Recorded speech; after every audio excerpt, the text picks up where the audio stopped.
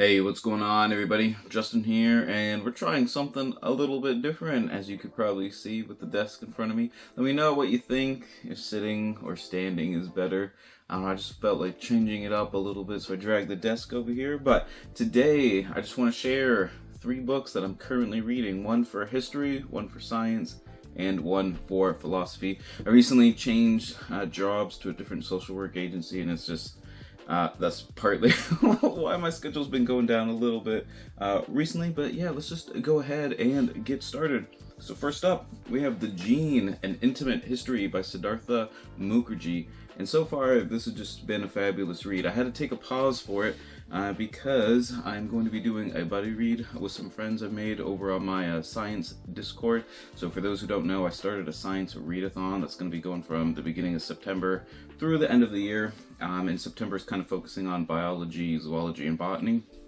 And this is one of the books that came up quite a bit, and since I already had it, I figured we might as well do it. And then I had some people want to join a buddy read, so I said I'd put it on pause until they got their hands on a copy and everything. But so far, it's been really good. I'm only about maybe 20-25% of the way in, if that. But yeah, we're just doing a history so far of Gregor Mendel. Kind of discovering the concept of a gene and whatnot. But also it's been just really interesting learning in the late 19th century to the early 20th century how scientists had a grasp on sort of what genes did as far as like kind of being as part of the role of like transmitting different traits and different phenotypes to further generations. But they had literally almost no concept of what they physically were. Like inside the body, there were theories of, every cell just has some stuff in it and it kind of goes around and collects, into the gametes and stuff. And, pearls on a string was kind of the idea once they started having an idea of chromosomes.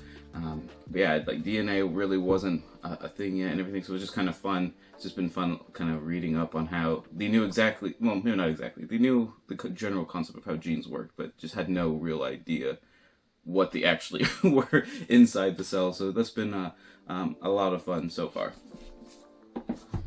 Next up, we have a philosophy read, and it's Byung-Chul Han, A Critical Introduction. And this has a couple different authors. We've got Stephen Knepper, Ethan Stoneman, and Robert Wiley. And I want to thank Polity for being kind enough to send me this copy. Byung-Chul Han is a contemporary South Korean German philosopher who writes a ton on basically anti-hustle culture, I guess, and kind of trying to show people to live a more like kind of contemplative life. His breakout book was The Burnout Society, and that was all about how in the past we kind of lived under like a disciplinary society. It was all about following the rules, not getting in trouble, that kind of stuff. And now we're in an achievement society, so it's all about being better, faster, stronger, more, everything like that. But yeah, I've been starting to take a few notes over it. So I was able to start a contemporary philosophy journal here. So that's really cool. I got one on Plato, one on kind of like early modern stuff, one on later modern stuff. But this is gonna be my first entry here on I guess I just arbitrarily put like roughly 1970 and after. But I'm really interested in Byung-Chul Han's stuff just from like the kind of summary overviews I've seen of a lot of his stuff. I have another one here, Non-Things, that I'm going to read after it, probably then The Burnout Society. And then he has another one coming out late, I think at the end of this year as well. And he's just one, the reason I'm reading this kind of comment, or I guess introduction to his like thoughts and works and everything, is since he's a modern one that I think I'll really enjoy. I kind of want to have like actually a good idea of what I'm getting into. Just from what I understand from a lot of people that have talked about him before, is his books aren't long. A lot of them are in this kind of like 100 to 150 page range, but every sentence or every paragraph is just like really hard hitting. And there's just a lot of thought that goes into like, each individual phrase and everything like that. But it's just, from his ideas, it's just someone I want to actually understand fully. And so I think I'm going to be kind of going through his like kind of corpus of works and everything. So yeah, that's why I'm reading kind of this nice, like really cool introduction, kind of critical introduction first. And it's part of a series too. It's Key Contemporary Thinkers, which is all about modern day contemporary philosophers and intellectuals who are like, writing in either the last generation or currently. So it's actually really cool. They also have a kind of more like a classics thinker, or classical thinkers, I get, older than the 20th century and stuff like that. But just like I said, I've been taking a few notes. And I just kind of want to share a couple of things that I had written down and stuff. Han's work as a whole reveals a serious effort to fundamentally rethink what it means to be free in response to the digital age. That's another big aspect of Han's work, is kind of going against the grain with like the whole like digital culture, that sort of thing. I do like how it is critical in the sense that there is a bunch of critiques that were kind of laid out in the introduction and stuff, and how some of them are definitely going to be stronger than others, and everything. But let's see, as far as like kind of the anti-hustle culture, I wrote down, we now don't make something of ourselves. Like you always hear, make something of yourself or something like that. Now, in this day and age, we're always sort of in the process. We're always in the making of ourselves. You've never actually get to the point where you make it. You can always be more efficient, be better, be whatever. And that kind of just, that over like zealous, just like achievement, right? Just progress and stuff, is what burns people out and just kind of takes its toll on us. But yeah, endless self-improvement exhausts us, things like that. Anyways, I feel like I think I did pretty good on that one, trying to explain. Like I said, I'm still reading the introduction, and then maybe to start doing a deep dive. I do have a philosophy Discord as well, if you're into that sort of thing. I'll leave links to all those down below. And then lastly is just a really delightful history read that I've been slowly savoring my way through. Like I said, you're gonna see this book tons, so you might as well just buckle up and get used to it. It's Polis, A New History of the Ancient Greek City-State from the Early Iron Age to the End of Antiquity by John Ma. And this so far has just been fantastic. It's sort of a comprehensive overview of the kind of intellectual and cultural idea of the polis, the city-state of ancient Greece. I'm about halfway-ish through. Like I said, I've been kind of taking my time, just kind of reflecting and thinking on this one, rather than just devouring it like I kind of wanted to and stuff. So I'm just starting to get into the, there is going to be like a couple chapters where it's kind of more, I guess, like just regular political-ish history, but I haven't quite started that yet.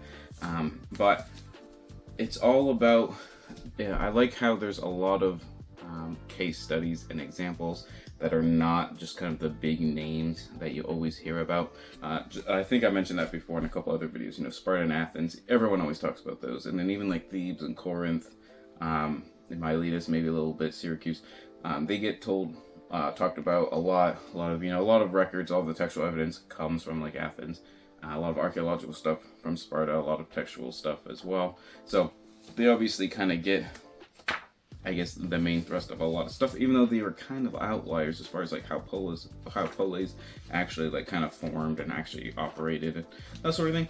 So I just wanted to read a couple parts just from chapter 4 here, Institutions, Community, and Ideology.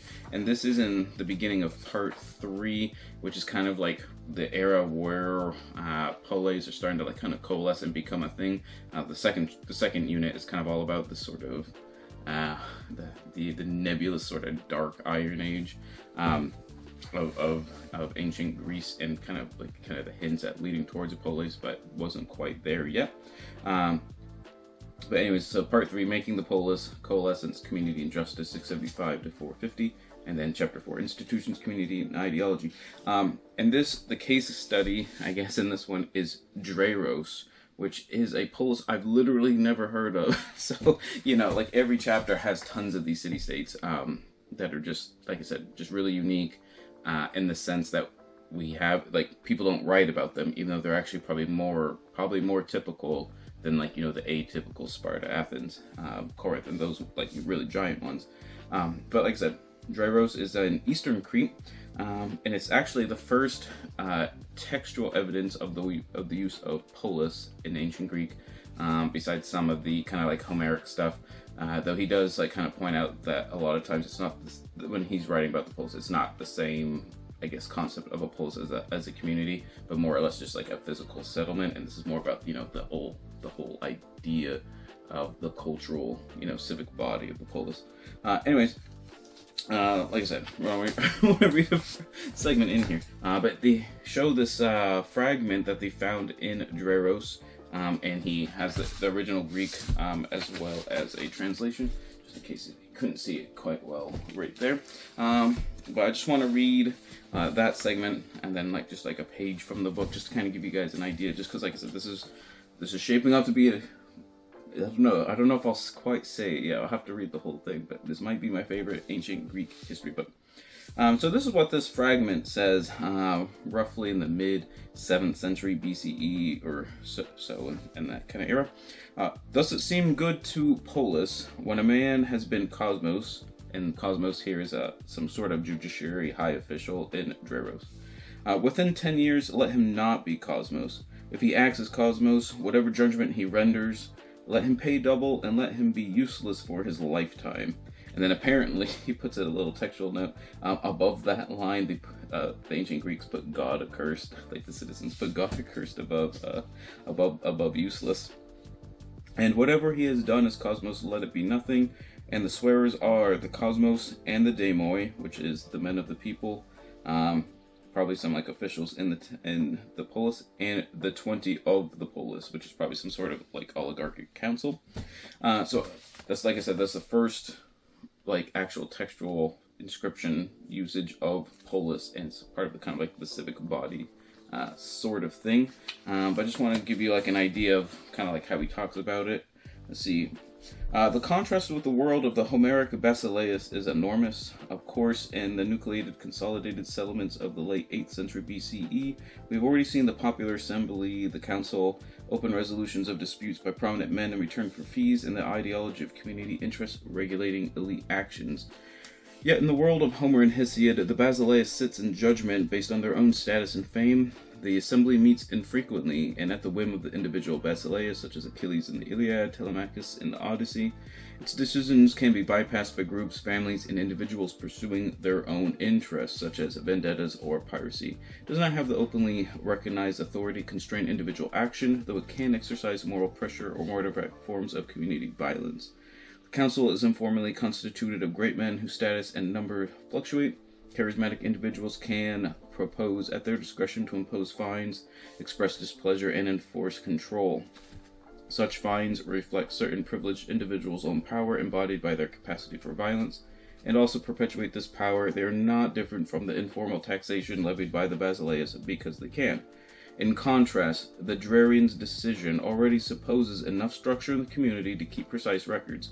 It is also likely that a Cosmos in office will give his name to the year, such as the eponymous Archon in Athens, for example, and hence that time is administered and publicly shaped by the community. Public affairs are managed by public officials and bodies elected by the assembly. This rule necessarily means that the assembly meets at fixed points during the year to elect magistrates, and we can be sure to debate and decide public matters. Fines, as punishment or as a deterrent, are decided by the community, which also determines the amount. One consequence should be borne in mind: the fining of culprits must produce a body of common property owned by the community, hence the daimoi, or daimioi, in charge of the people's goods. How will common property be used? Collective action leads to more collective deliberation. The most important fact about Drarian law on the cosmos is precisely that it is not a constitutional law establishing the office. It shows the acceptedness of the power of the community to regulate itself at all levels. The place and mode of dispute resolution, elite behavior sanctions. The Drarian law reflects the prevalence of a communal ideology, namely that the public good requires public decisions. Okay. Anyways, that probably I'm not sure why I read quite that much, but anyways, I just feel like that kind of gives a good example of what this book is all about.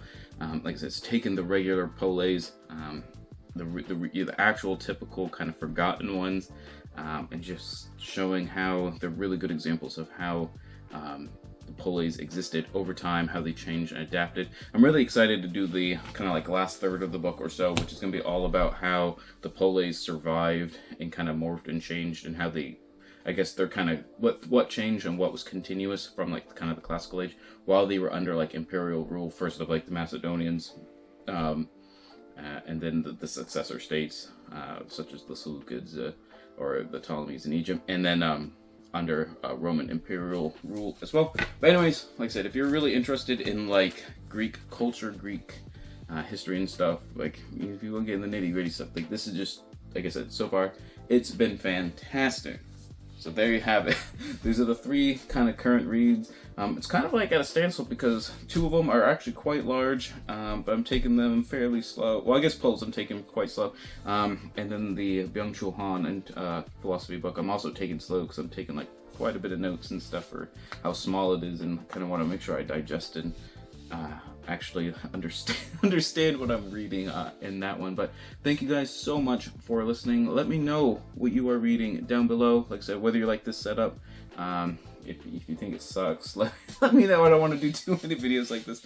Like I said, I just want to some kind of change of pace. But let me know what you're reading down below, and I will see you guys in the next video. And remember, whatever you end up reading, whether it's good or not, read victoriously.